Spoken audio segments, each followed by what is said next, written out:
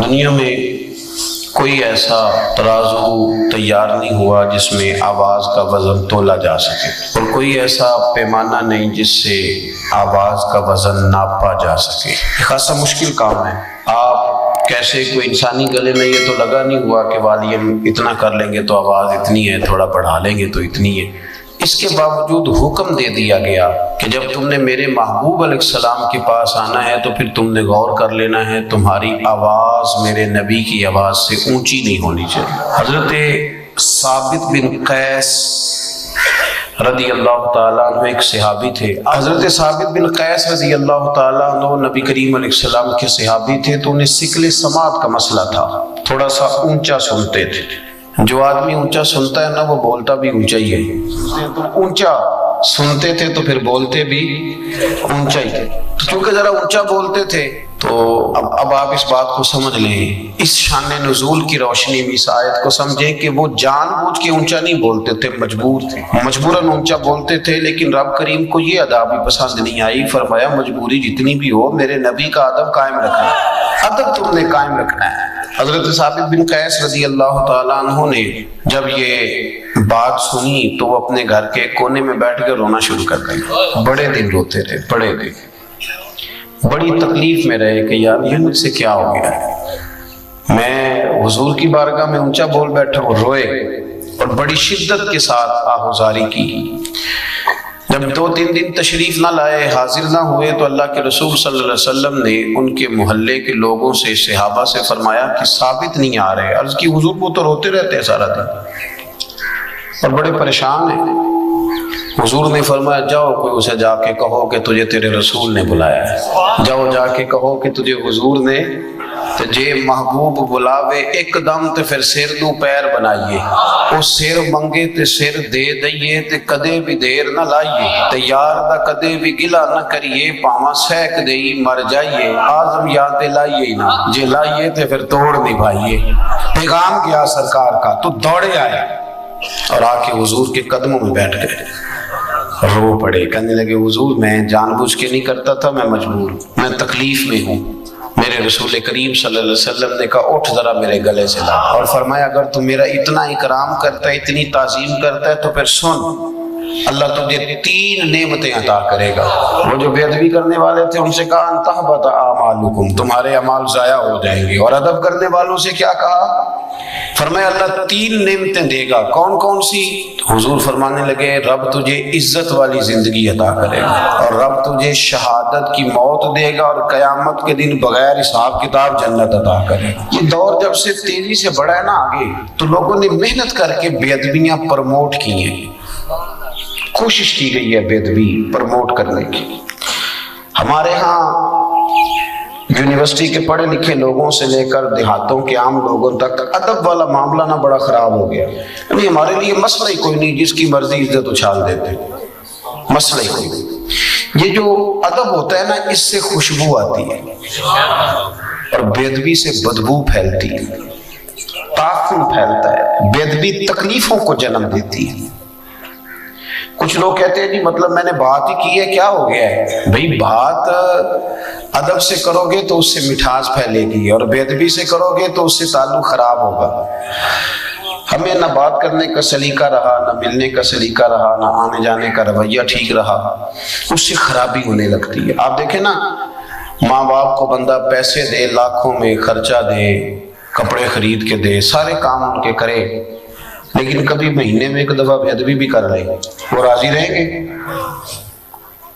بیوی کہتی ہے اپنے شوہر سے، وہ کہتی ہے تو نہ مجھے سال کے بعد 1 جوڑا لے کے دیا کر، اور تو تھوڑے پیسے دے دیا کر، میں گزارا کر لوں گی، پر تو نہ مجھے گالی نہ دیا کر۔ وہ جو تو نے کل بات کی تھی تو میں ساری رات سو نہیں سکی، تو نے اتنی سخت بات کر رہا ہے۔ تضحیق اور توہین جو ہوتی ہے یہ تکلیف دیتی ہے آدمی کو، اذیت پہنچتی ہے، اذیت۔ شوہر اپنی بیوی سے کہتا ہے کہ تو نا کپڑے نہ بھی دھوئے گی تو میں دھوبی سے دھلوا لوں گا، روٹی میں ہوٹل سے کھا لوں گا، پر میری ماں کی عزت کیا کر۔ جب تو ان کی توہین کرتی ہے تو میرا دل پھٹتا ہے، مجھے تکلیف ہوتی۔ آپ اس بات کو سمجھ لیں کہ یہ جو بے ادبی ہوتی ہے نا، یہ بڑا نقصان کرتی ہے معاشرے۔ ہم تو جہاں بیٹھتے ہیں آپ یقین کریں بے ادبی بے ادبی ہے، توہین ہی توہین ہے۔ نہ عالم دیکھا، نہ صوفی دیکھا، نہ سفید داڑھی والا دیکھا، نہ کوئی اچھا آدمی، کیونکہ ہر چیز کے اندر ہمیں دنیا نظر آتی ہے، لالچ ہی لالچ رہ گیا ہے ہر چیز میں۔ ہم ہر چیز کو اسی رنگ سے دیکھتے ہیں، اسی اینک سے دیکھتے ہیں۔ یہ بڑا خوبصورت رشتہ ہوتا ہے میاں بیوی کا رشتہ، یہ وہ واحد رشتہ ہے جسے اللہ تعالیٰ نے اپنی نشانیوں میں سے نشانی قرار دیا ہے۔ ان میاں بیوی کے سبب سے اولاد آئے گی، ان کے بچے ہوں گے، یہ سارا اخلاص والا رشتہ تھا، پر اس میں بھی لالچ آ گیا۔ لڑکی والے دیکھتے ہیں کہ لڑکا کیا کماتا ہے، اوپر کی کمائی کتنی ہے معاذ اللہ، اور لڑکے والے بھی پوچھتے ہیں لڑکی کیا لے کے آئے گی۔ تو جب یہاں بھی لالچ آئے گا، مادیت آئے گی، تو حسن ضائع ہوگا، اخلاص ضائع ہوگا۔ پھر جب وہ ڈیمانڈ پوری نہیں ہوگی، پھر توہین ہوگی۔ کبھی بھی بے ادبی نہ کریں کسی جگہ بیٹھ کے۔ حدیث پاک سنیں، بخاری مسلم میں مشکات میں موجود ہے، حضرت ابو ہریرہ راوی ہیں، نبی کریم صلی اللہ علیہ وسلم نے فرمایا جس نے 3 لوگوں کی عزت کی، بہت بڑے جملے حدیث کے، بہت بڑے، ذرا غور کرنا۔ حضور فرماتے ہیں جس نے 3 لوگوں کی عزت کی، سمجھے میں نے اپنے رب کی عزت کی۔ اللہ کرے آپ کو سمجھ آئے۔ دیکھیں حضور نے کتنی بڑی بات کر دی، فرمایا جس نے ان 3 کی عزت کی، سمجھے میں نے اپنے رب کی عزت کی۔ وہ 3 لوگ کون ہیں؟ تو حضور نے فرمایا جس نے سفید داڑھی والے مسلمان کی عزت کی، عالم نہیں، مفتی نہیں، صوفی نہیں، درویش نہیں، خالی مسلمان ہو، داڑھی سفید۔ فرمایا جس نے سفید داڑھی والے مومن کی عزت کی، جس نے عدل کرنے والے بادشاہ کی عزت کی، اور حضور فرماتے ہیں جس نے قرآن پاک کے عالم کی عزت کی، وہ سمجھے میں نے اپنے رب کا احترام کیا ہے۔ لیکن ادب نہ کام تھوڑا مشکل ہے۔ یہ جو لوگ بہانے بناتے ہیں نا کہ آج کل کامل بندہ ہی کوئی نہیں، اچھا بندہ شریف آدمی کوئی نہیں، یہ اصل میں نا بیچارے مجبور ہیں، ان سے ادب ہوتا ہی نہیں۔ ادب اتنا آسان کام ہوتا تو پھر ابو جہل بھی نہ کر لیتا، عقل تو اسے بھی ساری تھی۔ ادب ایک خاصا مشکل کام ہے، اس کے لیے نا پھر ہم بہانے تلاش کرتے ہیں، ڈھونڈتے ہیں، کہانیاں بناتے ہیں، کہانیاں۔ ایک جگہ پہ میں بیٹھا تھا چند دن ہوئے، تو وہاں کچھ لوگ نا علماء کے بارے میں کچے کمزور، اور کسی مولوی کے سامنے بندے اس لیے بھی کسی کی توہین کرتے ہیں کہ اسے بتایا جائے کہ تو چنگا ہے، باقی کوئی بھی نہیں چنگا۔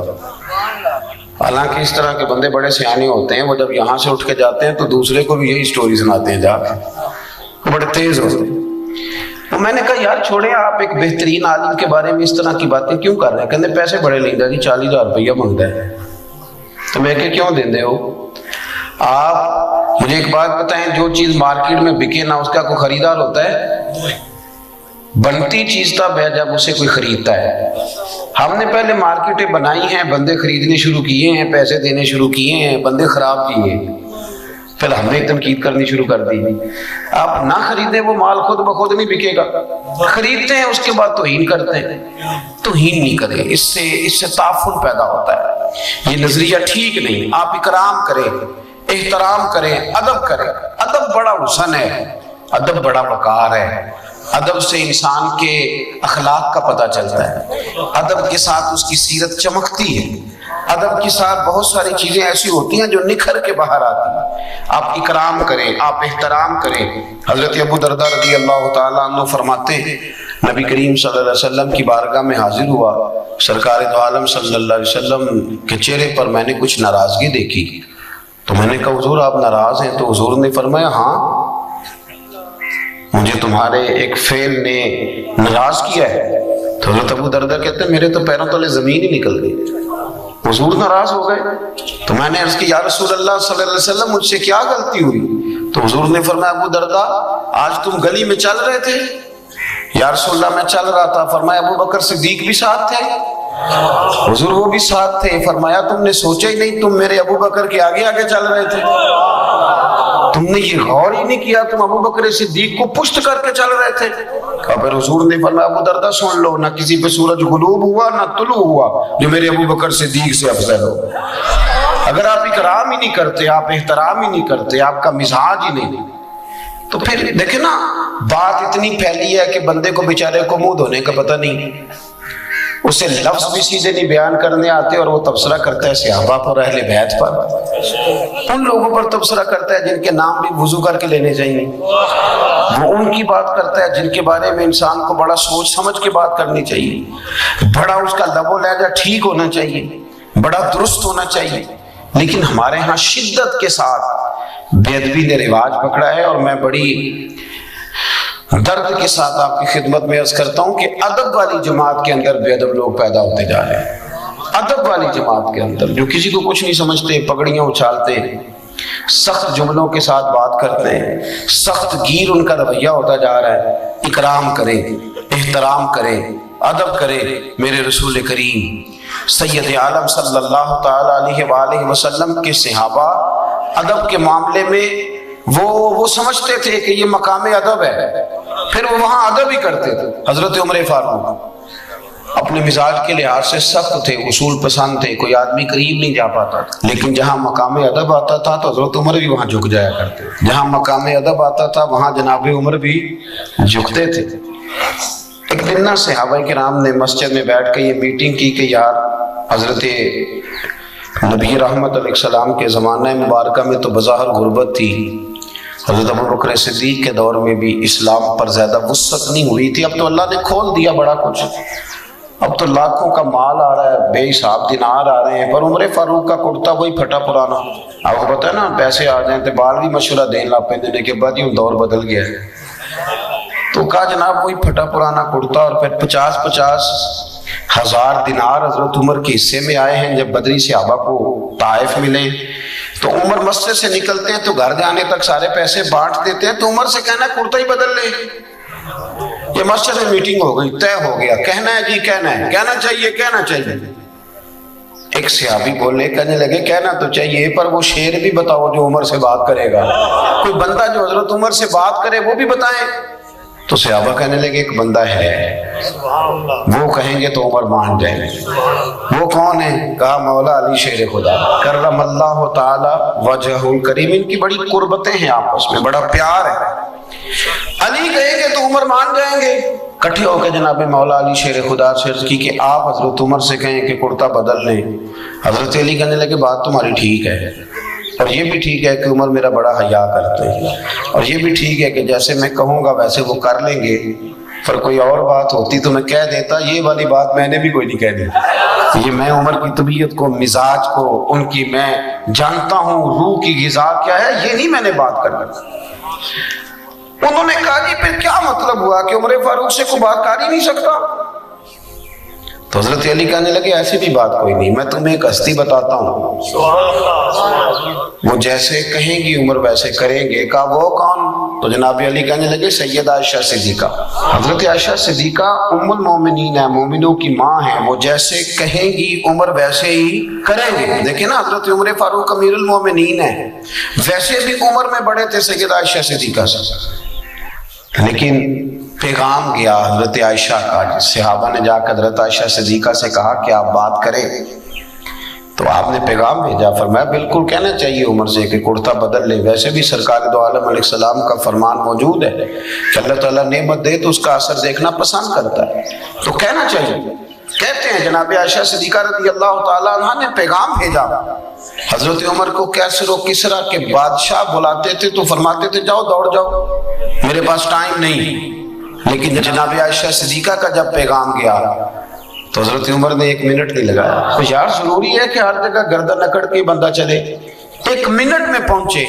حضرت انس بن مالک کہتے ہیں میں دیکھ رہا تھا پردے کے پیچھے اتحیات کی حالت میں بیٹھ کر، اور کہنے لگے اماں جی حکم ہو میرے لیے، حکم ہو مجھے فرمایا جائے، میں حاضر ہو، میں نے دیر تو نہیں کی۔ تو جناب عائشہ صدیقہ رضی اللہ تعالی عنہ کہنے لگی نہیں آپ وقت پہ آئے، تو فرمانے لگے میں تو بڑا خوش قسمت ہوں نا، مجھے نبی پاک کے گھر سے پیغام گیا ہے۔ ہمارا نا آہستہ آہستہ رویہ آہستہ آہستہ لوگوں کا خراب ہوتا جاتا ہے، ہم اپنی مرضی سے بولتے ہیں، اپنی مرضی سے چلتے ہیں، ہمارا طریقہ کار، اور کچھ ادب سکھانے والے وہ بھی بڑے انوکھے ہیں، انہوں نے ادب سکھایا مریدوں کو، پر یہ کہا ہے کہ صرف میرا ہی کرنا، اس کے علاوہ کسی اور کا، یہ بھی بہت بڑا رٹا ہے، ادب کرنا تو صرف میرا کرنا، یہ تو آپ نے قید کر دیا لوگوں کو، یہ آپ نے ادب نہیں سکھایا، یہ تو آپ نے اپنا طواف کرنے کا طریقہ بتلایا۔ حضرت عمر فاروق حاضر خدمت ہیں، اتحیات کی حالت میں بیٹھے ہیں، جناب عائشہ صدیقہ رضی اللہ تعالی عنہ فرمانے لگی اے عمر فاروق صحابہ کی خواہش ہے کہ آپ نیا کرتا پہنے، بڑے بڑے سفیر وزیر آپ سے ملنے آتے ہیں۔ تو حضرت عمر نے گردن جھکا دی، کہ اماں جی جیسے حکم ہوگا میں کروں گا، آپ حکم کریں میں کرتا ہوں۔ جناب سیدہ عائشہ صدیقہ رضی اللہ تعالیٰ عنہ نے کہا کہ ٹھیک ہے، اب کل نیا کرتا بنوا کے پہنے۔ اماں جی ٹھیک ہے، ایک بات کرنے کی اجازت ہے؟ تو جناب عائشہ صدیقہ رضی اللہ تعالیٰ عنہ فرمانے لگے کیجئے۔ تو حضرت عمر فرمانے لگے اماں جی یہ جو میں نے کرتا پہنا ہوا ہے نا جس کو پیوند لگے ہوئے ہیں، یہ میں حضور کے زمانے میں بھی پہنتا تھا، یہ میں ابو بکر صدیق کے زمانے میں بھی پہنتا تھا، میں اسی حال میں ان کے ساتھ رہا، میں نے اسی طرح ان کے ساتھ وقت گزارا، یہی میرا انداز رہا، اور اسی طرح ہم اکٹھے بیٹھتے تھے۔ یہ میری یادیں ہیں، یہ میرا رنگ ہے، یہ میرا اصل ہے، اور کچا رنگ للاری والا جڑا چڑھدا لیندا رہندا، یہ عشق تیرے دا رنگ محمد چڑھ جائے پھر نہیں لیندا، یہ میرا اصل ہے۔ اگر مجھے اجازت دے دی جائے تو نظر ایک ویسے کروں گا میں وہی جو آپ حکم کریں گی۔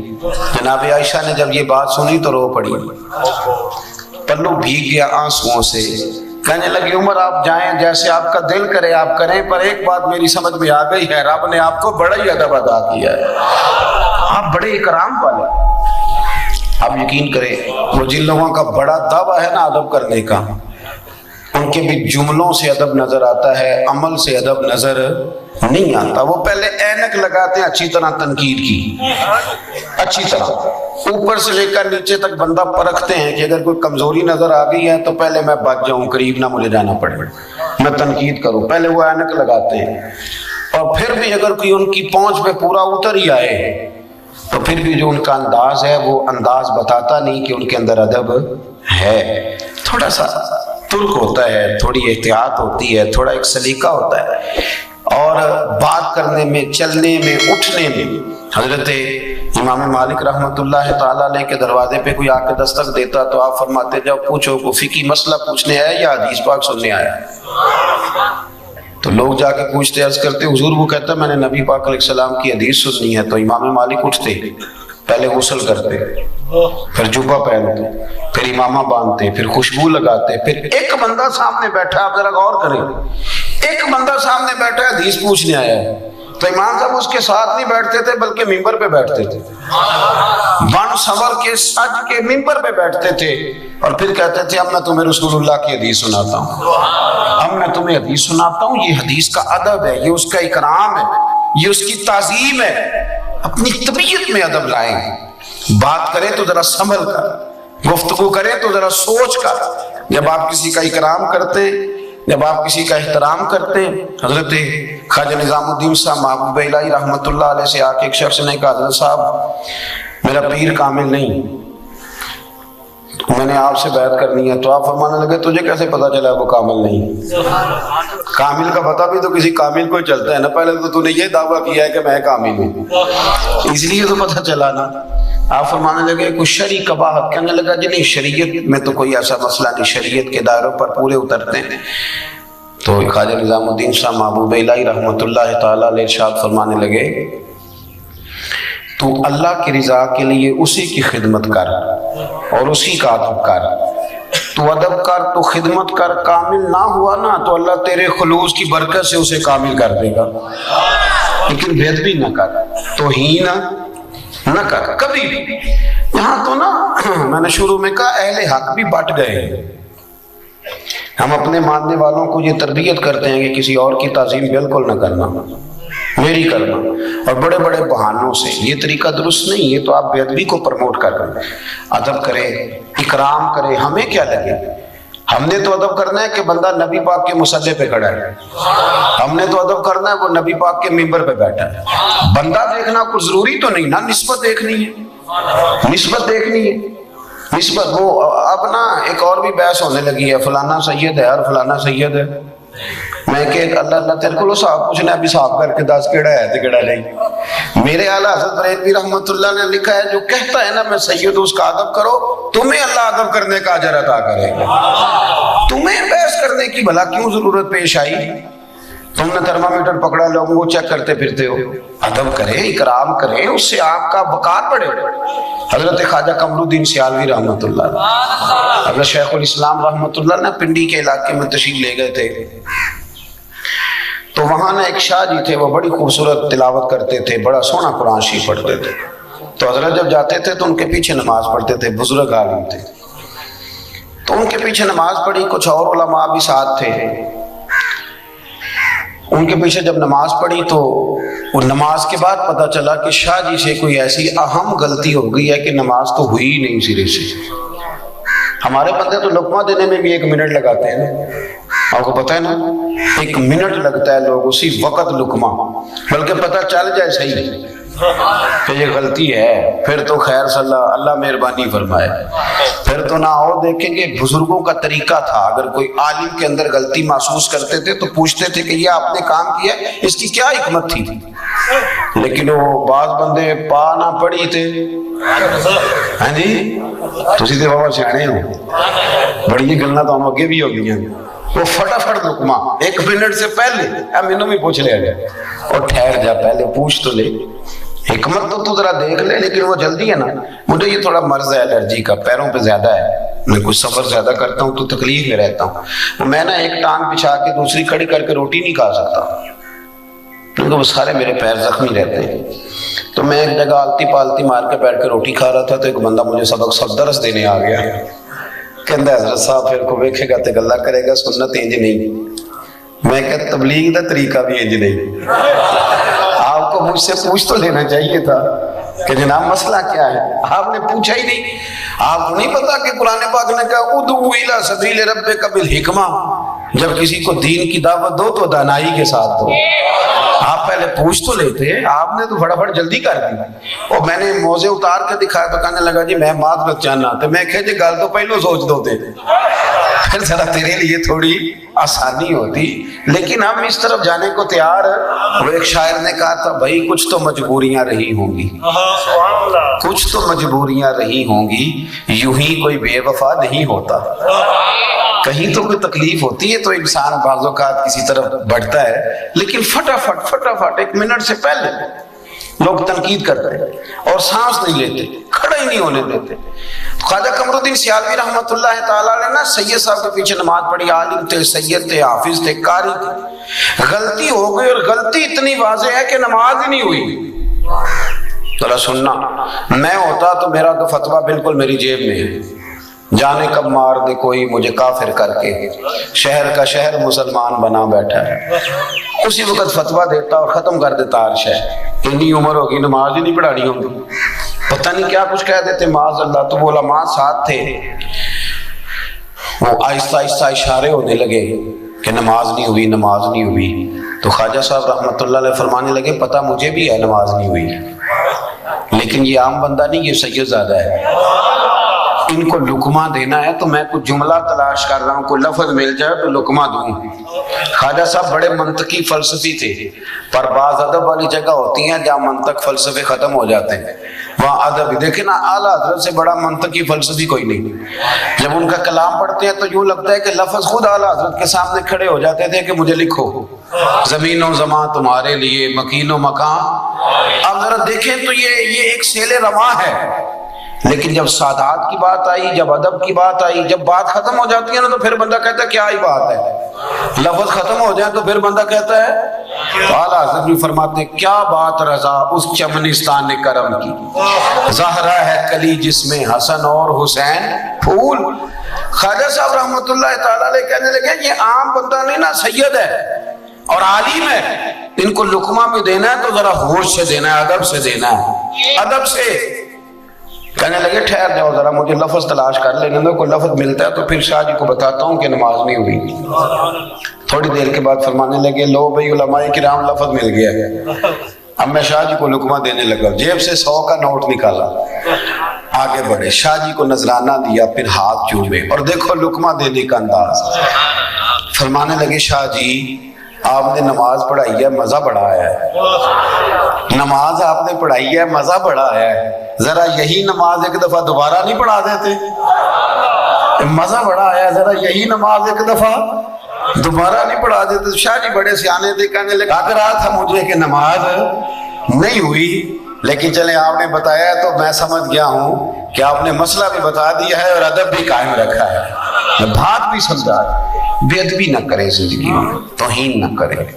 دیکھیں نا آپ ایک لفظ کہہ کے گھر چلے جاتے ہیں پر وہ لفظ زبان سے نکلتا ہے دوبارہ واپس نہیں آتا، تھوڑا سوچ کے بولے، وَقُولُوا لِلنَّاسِ حُسْنًا، اللہ فرماتے ہیں لوگوں سے بات کرو تو اچھی بات کرو، اچھے پیرائے میں بات کرو، خوبصورت بات کرو، ادب کریں، اور ادب کوشش کریں کہ کوئی ضروری نہیں۔ تو ہمارے یہاں بہت سارے لوگ کہتے تھے یہ تو آئے نہیں حدیث میں، تو یہ آپ کیا کر رہے ہیں؟ بہت ساری باتیں ایسی تھیں جو سرکار فرماتے نہیں تھے پر صحابہ کرتے تھے۔